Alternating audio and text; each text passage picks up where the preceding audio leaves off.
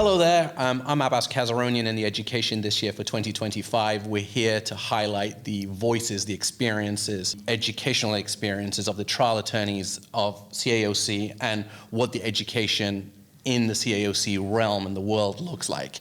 And with me today is Anne-Marie Murphy, the incoming education chair.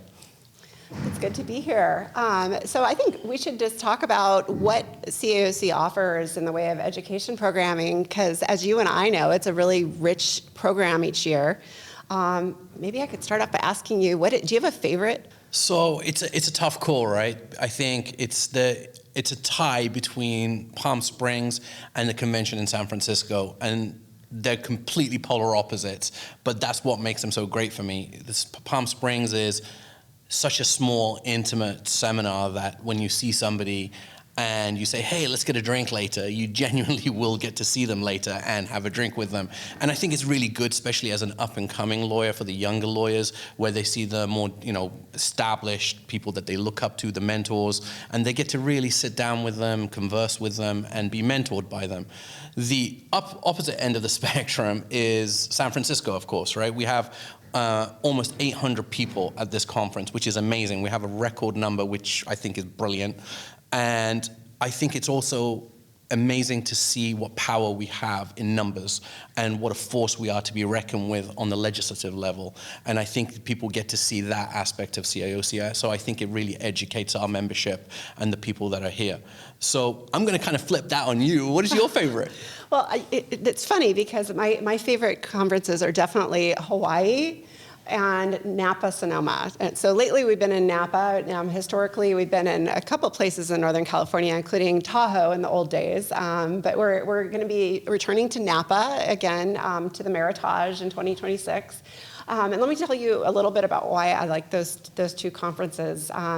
So Hawaii is just this special, very intimate. I think it is the smallest, closest knit of the programs that we have at CAOC. People tend to go, a lot of people like myself go year after year. Like I have teenagers who grew up going to the Maui conference, and it's so heart-touching. Just when they were in younger years, you get these little notes from school about what were their highlights of the year, what they were grateful for. Yeah. And it was often going to the CAOC Maui conference. And I bring that up because I was just talking to a colleague here yesterday that said the same thing about their kids. They had younger children that were doing the same thing, bringing home things from school about Maui. You get to spend time with your friends and colleagues like around the pool at the Kilani, then go split off and have dinners. It's magical. I also love the Napa seminar. We have a good turnout. I think it's approaching closer to 200 attendees a year,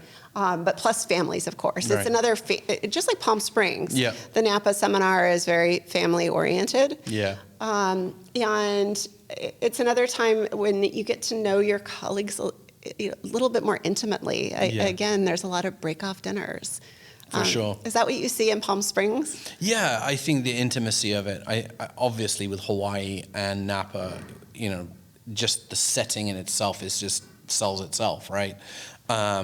It's exactly that. It's the intimacy and the closeness that you have, and you get to meet and hang out with people from all parts of the state that you normally wouldn't get to, and because it's so small, you end up having to have conversations with each other, and it's making friends and learning about each other's work, and just things that are not even related to work, and becoming very, very good friends, which I think helps build the community in CAOC, and I think that is a very, very special part of our community here. For sure. Now with Palm Springs, I hear a lot about the fireside chats. Could you tell us about that? Yeah, so it's not just like a term of art where we say fire. There really is a fire pit, and we get to have chats there around the fire, and it's usually done at dusk when the sun is coming down in the desert, and you get to hear amazing speakers speak, and you get to have a real conversation. It's not just a Q&A where you put your hand up from back of a big conference room. You're really right next to them, and it just makes it a little bit more raw and special, and what a setting to do it in. Golf course in the backdrop. You've got your bar to the left, this amazing fire pit. So it really is literally a fire pit chat. Exactly that. So if you're new to CAOC, would you have a recommendation of which of the seminars to attend first? All of them. Like, I would say all of them, but yeah. I think my answer to them is going to be different depending on who they are. So if you happen to be a younger attorney, but part of a bigger firm and they're sending several people to a convention, you have safety in numbers.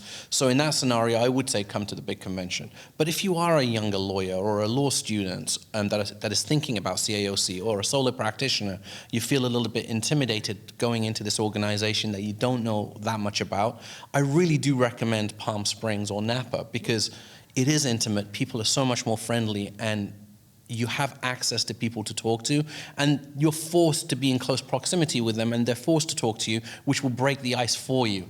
And I think it makes it that much easier. And once you realize how friendly everybody is and how welcoming we are to new people, because we want new members, then they will be encouraged to go to the bigger ones like the convention. So I think that's probably would be my advice, depending on who they are. Yeah, that's good advice.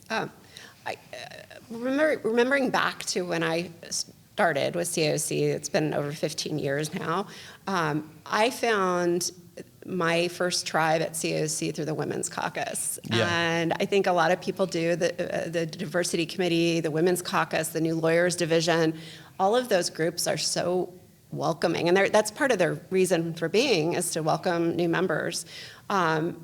CAOC also has the wonderful Leadership Academy that's every other year. I mean, that's sort of like rocket fuel. I mean, sure. that's a springboard. I'm a graduate. To leader. Oh, are you really? Yeah. What year? How many years ago? I don't know how many. It's a fair few years ago now, but yeah, I definitely went through it and really enjoyed the process. But sorry, I interrupted your chain of thought.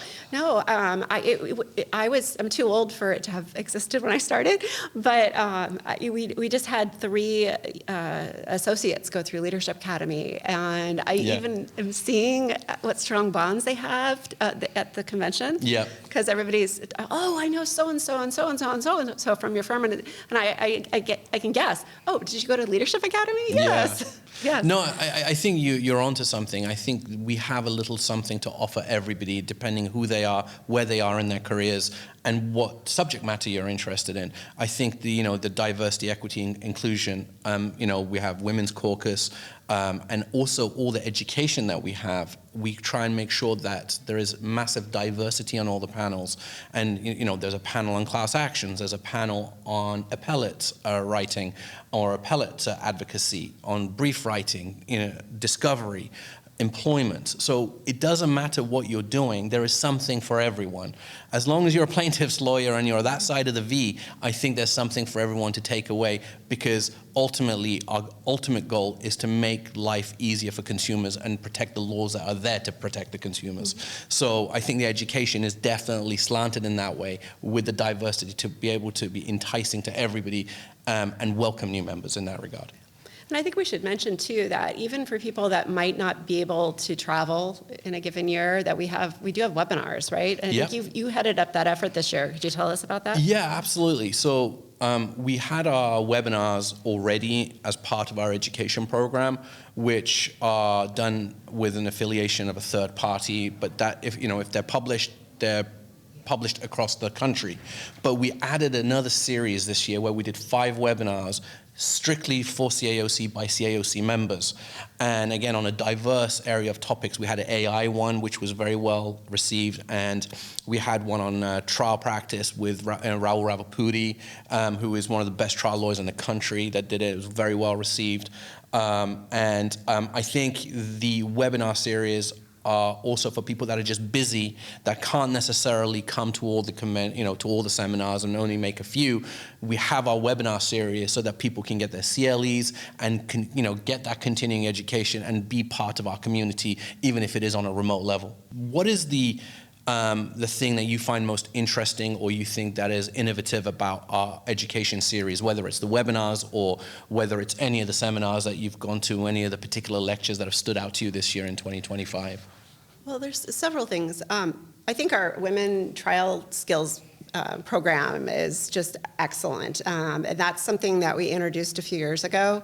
And as a woman trial attorney, I think there's some real camaraderie, and it creates a safe space for us to approach trial skills topics and a little bit of a different slant than you might hear at the main convention.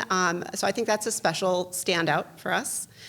I also think that our conferences and our seminars provide a lot of opportunities for networking and getting to know your fellow CAOC members. And sometimes that's in an organized setting, like a lunch or a breakout hospitality room, but also at most conferences, I find myself breaking off and having dinner with people, and not always organized. Sometimes it's not, that's really special. Of course, yeah. Different people. Because you make friends, right? You learn about, because everybody has a story, and you learn about them and their background and what inspired them to do the area of law that they did. And I think when you have that kind of connection, not only are you building a colleague that you can collaborate with, you're building friendships, which I think are long-lasting as well, which comes from exact scenarios that you kind of outlined. Did you happen to watch the AI panel today? No. It was the first time we've ever done it. Okay. And I just thought it was interesting that we're trying new things and we're trying to stay ahead of the curve on our education levels, on the education panel, so we're not doing the same thing over and over and trying to stay up with the technology and all that kind of stuff. And it was standing room only. It was actually very well attended. What were your key takeaways of the AI panel today? I think what's kind of amazing about the AI technology that's coming in based upon the education I received today was we have a long way to go. It's definitely far from perfect, but it is absolutely changing the way that the business of law is being conducted. And I think there's going to be massive trajectory and changes in the practice of law over the next 3 to 5 years. I believe, based upon what I kind of know on a rudimentary level myself, and definitely based upon what the panelists were saying today, that potentially a plaintiff's firm that could, that would need maybe 20 or 30 lawyers today, in 5 years, will probably be able to run on maybe 8. So it's like an efficiency thing. And I think it's scary for young lawyers as well, like on a job level. But I think it's also a great thing, because that doesn't mean that we can't employ more people. We can just do more work for consumers, like with the population that we have in our law firms. So like the way I look at it is, I'm not in the business of trying to lay people off. I'm thinking, well, how can I quadruple the productivity I have with the same people that are working there, if that makes any sense. It does. That's an excellent takeaway too, because there's so much legal need, right, that is unmet for consumers. Yeah, I mean, for my firm, just talking on a personal level, I have more work than I can handle. So I'm referring a lot of things out because we just don't have the bandwidth. And so I'm just thinking, wow, like we can do so much more with what we have, rather than having to turn away business. And of course, in turn, that means we're not able to help the amount of consumers that we can, right? And I'm just thinking that's so exciting that we have all these members. I think last night at the board meeting, Paul said that we have over 3,500 members now, right? Yeah. So imagine who we serve as a community of 3,500. We can maybe quadruple who we help with that membership, and hopefully our membership will be much bigger by then, with our populace in 5 years with the technology that's up and coming. But it's also very important to keep on top of that technology, which is exactly what we're doing with our education panels, which I think is super exciting. Yeah, and you mentioned something about referring cases. I think that's another, really valuable part of attending these conferences, is because I might practice in certain areas of law, like class actions or elder law, but I might not handle certain types of employment cases. But going to these conferences, you network, and you know how to help consumers by referring them to somebody that is really skillful in that topic. You know who's good in that particular area. Yeah. And we do meet the best in our different fields here, which I think is great. Yeah, I agree.